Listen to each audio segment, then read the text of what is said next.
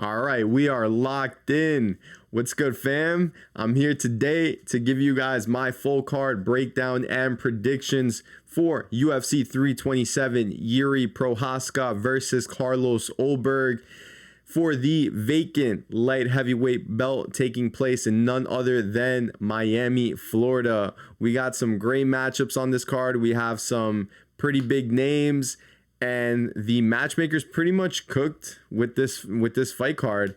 I think this is one of the better ones of the year, and exciting to see how some of these matchups play out, and excited to see who the new champ of this division is going to be. So with that being said, let's dive in. Let's go for that and kick it off with the first fight on the card. We have Charles Radtke versus Francisco Prado. Charles Radtke, 35 years old. This dude is pretty solid in the UFC. He is 4-2. I think he is losing to the guys he should be losing to. Every time I think of Charles Radtke, I just think of him getting TKO'd by that knee that Carlos Prates landed on him. I think that was really the start of Carlos Prates's run to where he's at now. But aside from that, this dude is a solid fighter. He's overall well-rounded. He's good in the striking, good grappling. He is a little undersized for this division, but so is Francisco Prado. And Charles Radtke, I believe, does carry more power in his hands than Francisco Prado. So Chuck Buffalo. And then we got Francisco Prado. This dude, I wouldn't consider him a prospect anymore. He isn't a 3-fight losing skid. He's lost all decisions. I will say this dude does put out good volume, but he does have pretty big defensive striking issues. He uses that big ass head that he has and that wide neck to kind of absorb the damage and then just march forward and land his strikes. But it doesn't look good on the judges' scorecards, which is why he's coming off of 3 back-to-back decision losses. Most recently, a split decision loss. But I'm going to go with the side of Charles Radtke here. I think his power, I think his experience overwhelms the young Prado, who is 23 years old. This dude has so much time to get better. Unfortunately, I think it's going to have to be somewhere else, because if he loses this fight, he's probably going to get cut from the UFC. But I think that might be a good thing for him. I think he might have to go reanalyze things, regroup, and come back better maybe at some point in the future to the UFC. But yeah, Prado is at a disadvantage, which is crazy because Charles Radtke is undersized. That just shows you that Francisco Prado should really be a lightweight, not a welterweight. So give me Charles Radtke to get it done here. I want to say Charles Radtke by submission, but I'm going to go with Charles Radtke by decision. I think Francisco Prado is very durable. I think that that chin that he has isn't going to get cracked here against a guy like Charles Radtke. Maybe if it was against a guy like Carlos Prates, I would say yes, he is going to knock out Prado. But I think Prado is going to be able to hold up. I just think he's not going to be able to do enough. I think Charles Radtke is going to be able to mix up his weapons well, implement the grappling, do well in the striking, and ultimately just do more and grind out a win against Francisco Prado. So give me Charles Radtke to get it done on the judges' scorecards. And then we got Kelvin Gastelum versus Vicente Luque, a battle of the unks, a battle of the OGs. We got Kelvin Gastelum, one of the most inconsistent, unreliable guys on the UFC roster. I wish there was a way this guy could go to a therapist or someone, or get hypnotized to fix up his diet, because this dude is one of the most talented guys I think the UFC welterweight and middleweight division have seen. But he's mainly a welterweight. I think at welterweight he could have been in contention for the belt, to tell you the truth, if he was disciplined. But that just goes to show you this dude is very undisciplined when it comes to eating. But yeah, Kelvin Gastelum, 34 years old. This dude is at this point a veteran, a staple in the UFC. Recent form, he's very mixed. He is coming off a win, but before that a loss, and then before that a win, and then before that a loss. This dude is like 1 win, 1 loss, and granted the way it's shaking out, he should be losing here, but I think he is the more talented of the two. I think at this point in their careers, I think Kelvin Gastelum still has a little bit more gas in the tank than Vicente Luque. I think in their primes, or in Vicente Luque's prime, I probably would have taken him over Kelvin Gastelum, but at this point in the careers, I think Vicente Luque hasn't been the same since that brain injury that he dealt with. And because of that and his recent form, coming off of 2 losses, the questionable chin, all of that is just pointing me to go with the side of Kelvin Gastelum. I think Kelvin Gastelum grinds out a win. I was thinking of taking Kelvin Gastelum by KO here. However, Kelvin Gastelum has proven to be one of the most unreliable guys. So just even picking him is a stretch for me, let alone a method of victory is insane for people betting that way for a guy like Kelvin Gastelum. But give me Kelvin Gastelum to get it done against Vicente Luque. I think he does have wrestling in his back pocket if he needs to mix it up. I wouldn't though if I were him, because Vicente Luque does have pretty good submissions.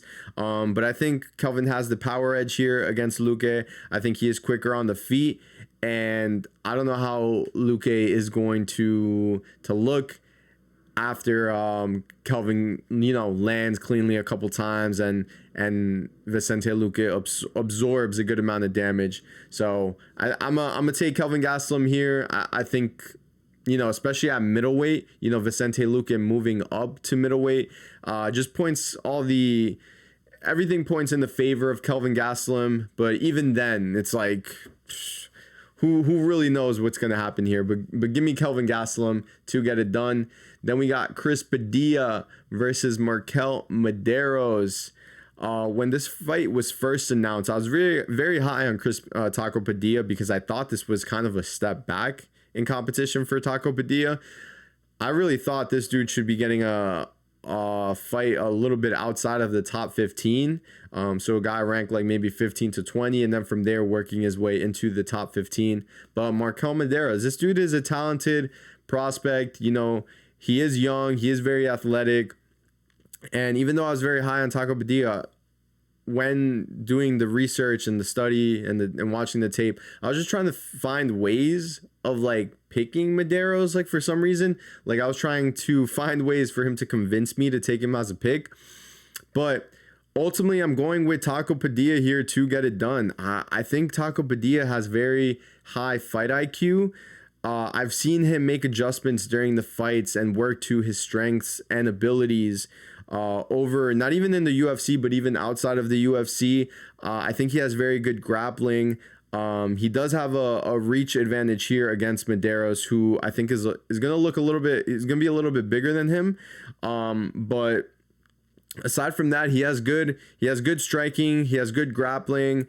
He has good submissions and good scrambles.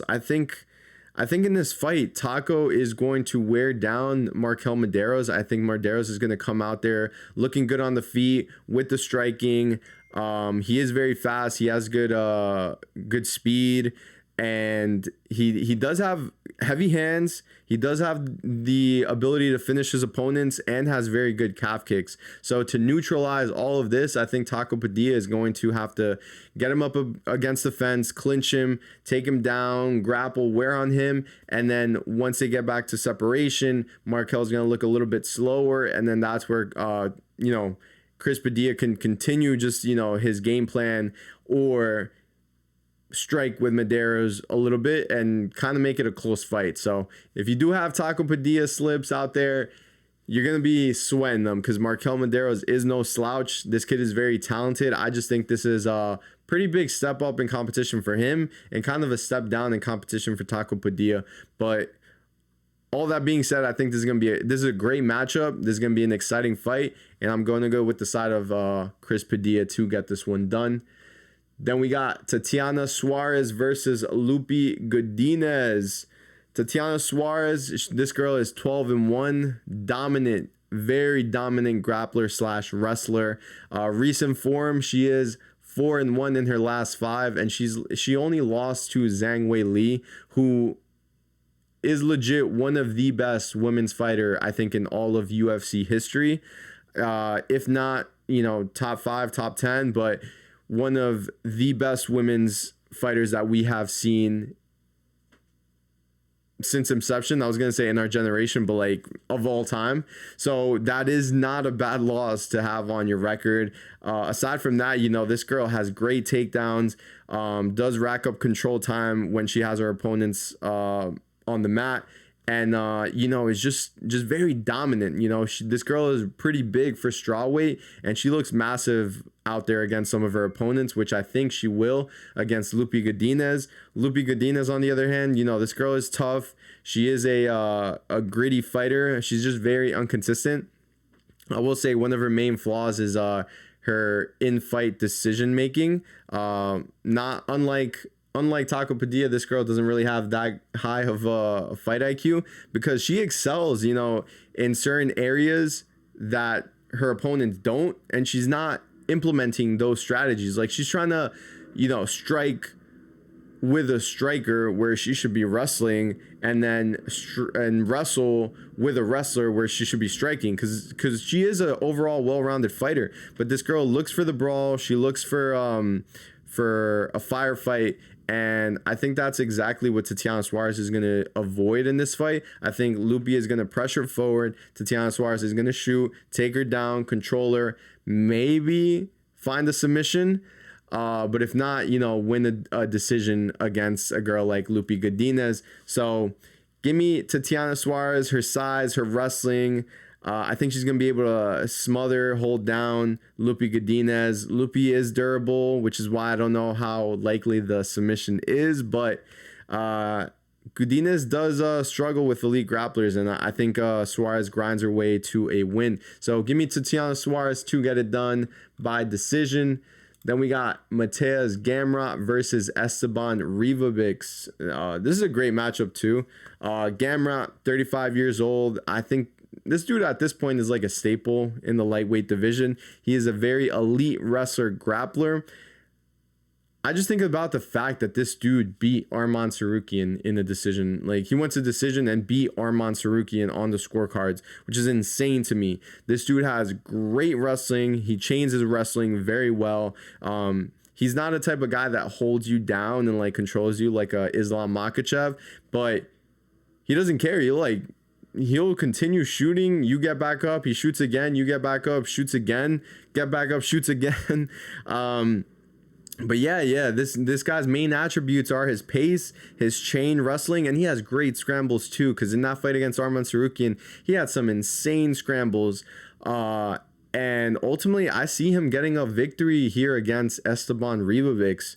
Again, on the scorecards, but Esteban Ribovics, 29 years old. This dude is a high volume striker. And recently he is on a pretty good form. He is 4-1 in his last 5. But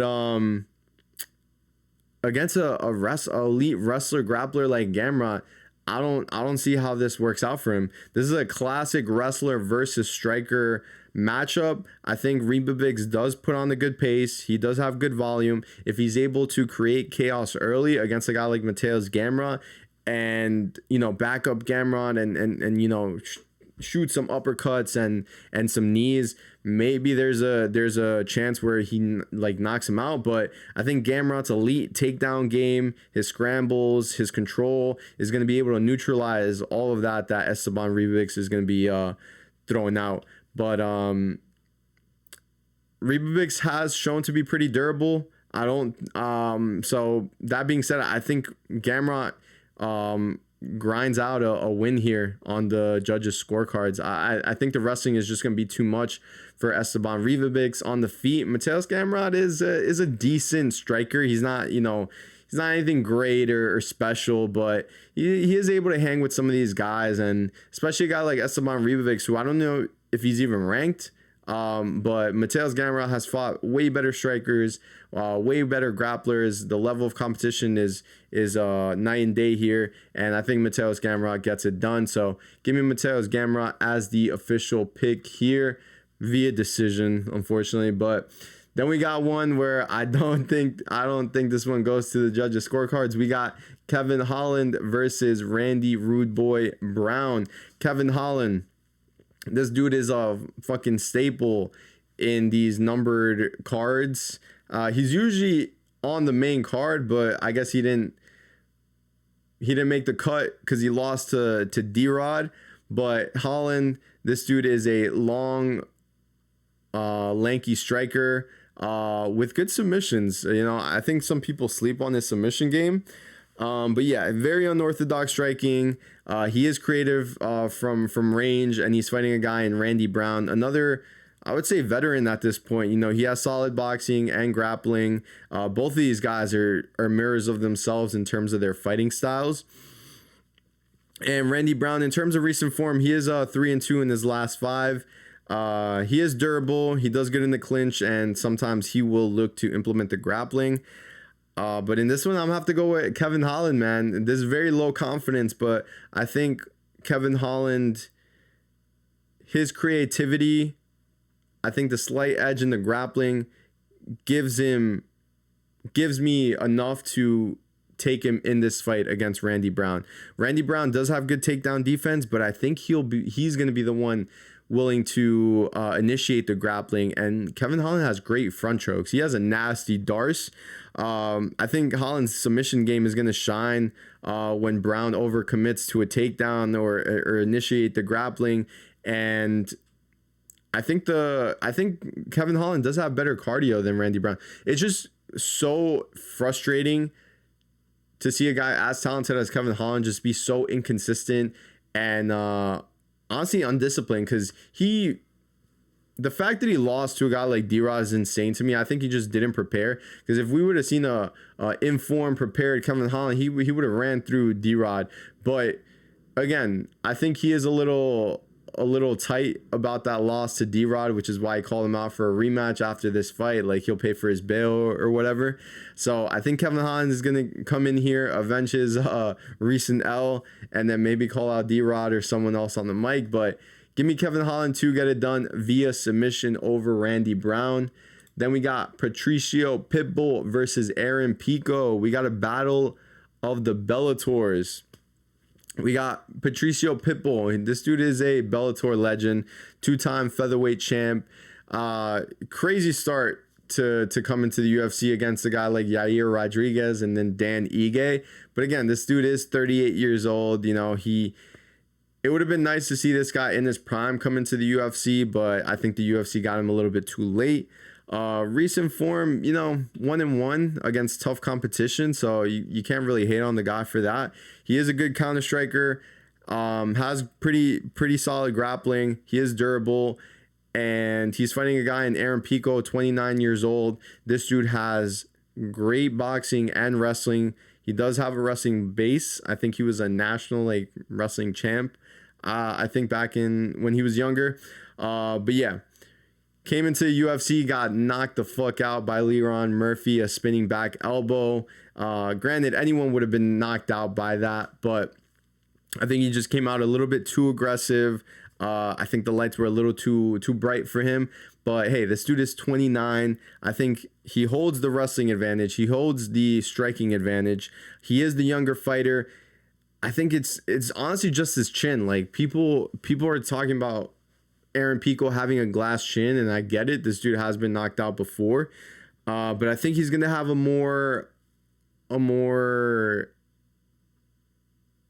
calmer approach in this fight. If he does come out, guns blazing in the first round, I think Patricio Pitbull is live to land a nasty counter and put Pico out. But if Pico is able to go in there, mix in the wrestling, mix in the grappling, strike at range, use that boxing, nice boxing combinations, he should 100% beat a guy like Patricio Pitbull. So I'm going to take Aaron Pico as the official prediction here, but it's tough to rely on a guy coming off a KO, and the KO was not too long ago, and I don't know, man. It's tough to put money on this guy, especially 0-1 in the UFC, 29 years old.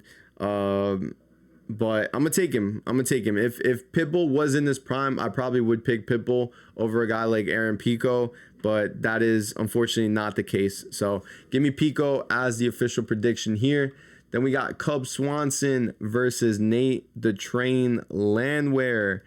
This is a good fight. I think Cub Swanson at 42 years old, though, I think this is his retirement fight. This dude is a veteran, and some people would say, a UFC staple. Like, I don't know if you could consider this guy a legend, but he might make it to the Hall of Fame. Who knows? But he is a high volume, crafty striker, and he has great cardio. I will say that. I think people underestimate how good of a cardio Cub Swanson has, even still at 42 years old. But this dude has strong takedown defense. He does have the experience edge here against a guy like Nate Landwehr. And recently, his performance has been mixed, but what can you expect of a 41, 42-year-old, He's fighting a guy, Nate Landwehr, who this guy we know is an aggressive-ass fighter. He's looking to go in there, brawl, killed or be killed. He's going to implement his forward pressure. He does use his wrestling when needed, but not so much recently.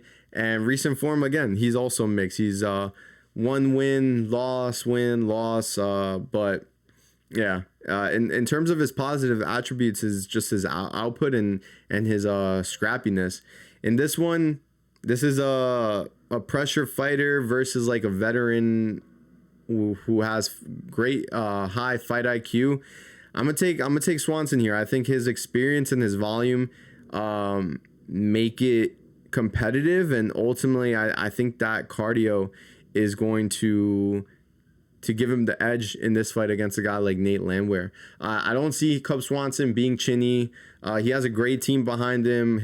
Both of his guys, Danny Silva, won in the UK, and then Darian Douglas knocked the fuck out of Julian Erosa.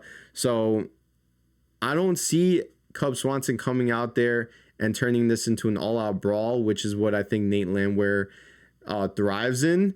I think Cub Swanson is going to be the more technical of the two, and at 42 years old, I think he's going to be taking care of himself. He's going to go out there and get the victory, make it a little bit entertaining, but also, work in the kicks, do well in the striking, defend his good head movement, defend very sound defensively, and ultimately get the win here. So give me Cub Swanson as the official prediction. Then we got Dominick Reyes versus Johnny Walker. When I first saw this fight, my gut was telling me to go with Johnny Walker. But I just love Johnny Walker. This dude is a fun, entertaining guy, very lovable guy. But I think I'm going to go with Dominick Reyes here. The only reason I'm going with Dominick Reyes is two reasons. One, I think he is the more technical fighter of the two. So when these two guys both fucking swing, I think Dominick Reyes is going to land a little bit cleaner on the chin than Johnny Walker is. Both these guys are going to go down, and Dominick Reyes is going to like half get up where Johnny Walker just like knocked out. And then two, Dominick Reyes in one of the embedded videos, I think he just had a child. I think he had a girl. So for some reason, these fighters get like a boost in their rating when they have children. So I'm gonna take Dominick Reyes here. Slight lean. I was originally thinking of going with Johnny Walker, but in terms of technical abilities, I'm a lean with Dominick Reyes. Dominick Reyes is 36 years old. He does have power in those hands. He is very athletic. He has good distance striking, powered, and he puts on a good pace. He's fighting a guy in Johnny Walker, 34 years old, who is explosive. He's gonna go out there and mix some shit up. Throw whatever fucking comes to his head in those moments. I do like the fact Johnny Walker is coming off of that big win against a guy like Ming Yang Zhang, I believe his name is, in China, where he was where Ming Yang Zhang was like a 5-1 favorite. But in this matchup, we have two strikers, two very athletic guys. I think Reyes' experience, his measured approach against a guy like Walker is ultimately what's going to get him the win here. I think Johnny Walker is going to come out a little bit more aggressive and trying to like put on a show, where Dominick Reyes is going to be a little bit more tight and just throw and land cleanly on him. So give me Dominick Reyes, slightest edge here on him. And then we have Curtis Blaydes versus Josh Hokit. Another very exciting matchup. We got Curtis Blaydes, 35 years old. This dude is an elite wrestler with improved striking and heavy hands. He's fought, the top of the division at UFC heavyweight. Is it amazing, the heavyweight division? No, it's not. But, it is definitely higher level competition than what Josh Hokit has been fighting. Josh Hokit, on the other hand, he is a Dana White Contender Series alum. He's an undefeated prospect with great wrestling, grappling. He is undefeated, 100% finish rate. And I was looking to take Josh Hokit here, but I couldn't get over the experience gap between these two. Curtis Blaydes has fought the top of the division, and I think he's gotten so much better, where Josh Hokit is just starting off his career here. He is going to be undersized here against Curtis Blaydes. I think Blaydes' wrestling, his volume, and experience is just going to crush Josh Hokit's unproven level. I think Hokit is going to come here so confident, like overconfident, to the point where he thinks he's going to run through Curtis Blaydes and get hit with some shit or shoot a takedown, not get it, or get reversed, and then shit's going to hit the fan. So give me Curtis Blaydes to get it done here against Josh Hokit. I'm gonna say late stoppage or decision here for Curtis Blaydes. If he's not able to finish Josh Hokit, because Josh Hokit does seem pretty durable and he is pretty fast. So give me Curtis Blaydes via decision. And then we got Azamat Murzakanov versus Paulo Costa for the co-main event of this card. We got Azamat Murzakanov, the professional, 36 years old. This dude is he has the most regular build, like an average Joe guy. This dude has the build of a New York City cab driver. You walk down like 57th Street, 5th Ave, you see a guy like this. But it's insane seeing these two guys like next to each other. You got Azamat, you see how he looks, and you got Paulo Costa, who looks like a fucking bodybuilder, man. It's insane, the difference. But Azamat, this dude is a high volume striker with a wrestling base. His accuracy is insane. And I think people underestimate his wrestling. Against that fight against Radtke, he did a great job of defending the takedown. He knows all the specific movements that he needs to make. He has power in those hands, and ultimately he can knock out anyone at this. He has insane speed, insane accuracy, and carries power. So if he lands cleanly, expect to be rocked or hurt against a guy like Azamat Murzakanov. And then on the other side, you have Paulo Costa. This dude is 34 years old, I think turning 35. I was very impressed by his last performance against Roman Kopylov. I think he did a great job. He was outputting high volume. He didn't take his foot off the gas, and outstruck a kickboxer, which was pretty impressive. He didn't need to mix in the wrestling. I think he just like his mixing up of the kicks to the body, kicks up top, the striking. Roman Kopylov did have like one or two moments in the fight, but Paulo Costa just like overwhelmed him and honestly looked spectacular. He looked like a prime Paulo Costa, and if he's able to implement that same game plan, he has a shot against Azamat Murzakanov. And I am going to take Paulo Costa here as the official prediction. I think Costa does lack a little bit in the defense, but I think he still has the chin, man. He hasn't been knocked out. He is pretty durable, and I think his only real like TKO loss was against Israel Adesanya. Aside from that, he's looked good in terms of his durability. in terms of taking damage, because he is going to need that here against a guy like Azamat Murzakanov. I think Murzakanov is going to have his moments, but I think Costa is mixing up his ability to mix it up.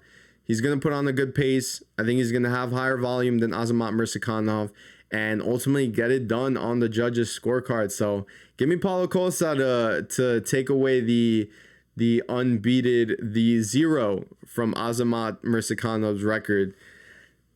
This is a risky one, but I think Paulo Costa, if he comes out there like he did against Roman Kopylov, he has a good chance of winning this fight. So give me Paulo Costa as the official prediction. And then we got Yuri Prochazka versus Carlos Ulberg in the main event. We got Yuri Prochazka, man. I love this guy. This dude is he looks like such a great guy. He looks like so true to himself, which I think is what the fans love. This dude lives out in like a outback house in the middle of Czech Republic with no light, nothing, like stays in a dark room for hours and just resembles like, you know, that ancient, I don't know, samurai, that ancient samurai mindset. I don't know. This dude is like an enigma, man. He's just so fascinating, so interesting. The way he acts, he behaves, everything about him is just so entertaining. But Yuri, this dude is an explosive fighter. He is a former champ. He is just so unorthodox. He throws out spinning attacks, spinning elbows, flying knees. He's gonna use all of his weapons to his abilities. And recently he's only lost to, I think, one of the greatest like fighters in the UFC in current day, and you know, at the end of his career, probably in UFC history, is Alex Pereira. You know, there is no shame in losing twice to Alex Pereira. That dude is like moving up to heavyweight now to become three weight class champ. So aside from that, he looked amazing against Khalil Rountree. I think his only issue, and it's going to be a big issue here against Carlos Ulberg, is the fact that he isn't defensively sound. Like, he is willing to get hit to throw, to exchange, and he does leave that chin open, and I think that's going to be a problem here against Carlos Ulberg. He wore down Khalil Rountree in his last fight and ultimately was able to get him out of there. But he did get rocked. He did get stunned by Khalil Rountree at certain points in the fight. But Yuri's a dog, man. This dude is a savage. He's going to come forward, pressure, land all that fucking shit that he lands. And then at some point, you either fold under pressure and get knocked out, or like Alex Pereira, find him cleanly and knock him out. But we got Carlos Ulberg on the other side. This dude is a rangy kickboxer with crisp counters. He has great leg kicks, and he has power in those hands. His accuracy, his speed is one of the best at light heavyweight, and that's going to serve him well in this fight. Unfortunately, I'm going to go with Carlos Ulberg here as my official prediction over Yuri Prochazka. I think I just see it playing out in that same aspect where Yuri Prochazka comes forward, throws caution to the wind, and fucking Carlos Ulberg comes over and just lands cleanly on Yuri and puts him down. His speed is impressive, man. His accuracy and his power, I think he's more powerful, more accurate than Khalil Rountree, and that's really what's going to be the difference in this fight. He has great distance management and counter striking. He hasn't fought like a guy like Alex Pereira, but I think in terms of the like fighter age, I think Carlos Ulberg is on the younger side, man. He hasn't received the amount of damage a guy like Yuri Prochazka has. He hasn't had the wars that he's had, and I think that's going to serve him well here. I think Ulberg does have a slight size advantage over Yuri, even though Yuri does have the reach advantage here. But yeah, I think Prochazka's, Yuri's relentless forward pressure, his experience, is going to give him somewhat of an edge if this fight goes to the later rounds, which I don't know if it does, man. I think this fight might end early. I'm gonna go with Carlos Ulberg to get it done via KO early, round 1 or round 2, most likely round 2 or 3. But This one's tough. I'm gonna be rooting for Yuri. I'm gonna say it now. I want. It would be amazing to see Yuri win that belt. His post-fight press conference is gonna be insanely funny. He was recently on, I think, Aiden Ross's stream. He's like, "This is the most important fight of my, of my existence, of my life." And Aiden's like, "Didn't you recently have a kid?" And he's like, "That's my wife's fight, not mine." He said some shit like that, and this dude is like locked in, and I get it, but I'm gonna take Carlos Oberg. His speed, his accuracy, his power over a guy like Yuri, who does leave his chin open at times. So that is my full card breakdown. Just to recap, I got Charles Radtke to get it done over Francisco Prado. Give me Kevin Gastelum over Vicente Luque. Fuck it. Chris Taco Padilla over Marquel Mederos. Tatiana Suarez to get it done over Loopy Godinez. Then I got Mateusz Gamrot over Esteban Ribovics. Fuck it. Give me Kevin Holland 2-man against Randy Brown. And then I got Aaron Pico to get it done over Patricio Pitbull. Cub Swanson in his retirement fight to get it done over Nate Landwehr. Dominick Reyes in the fucking coin toss of a fight against Johnny Walker. Curtis Blaydes to get it done over Josh Hokit. Paulo Costa to win over Azamat Murzakanov. And in the main event, give me Carlos Oberg to win via KO over Yuri Prochazka, even though I'm going to be rooting for Yuri to win the belt. But that is my full card breakdown and predictions. I hope you guys like this video. Please like and subscribe and stay tuned for the next one. See you guys.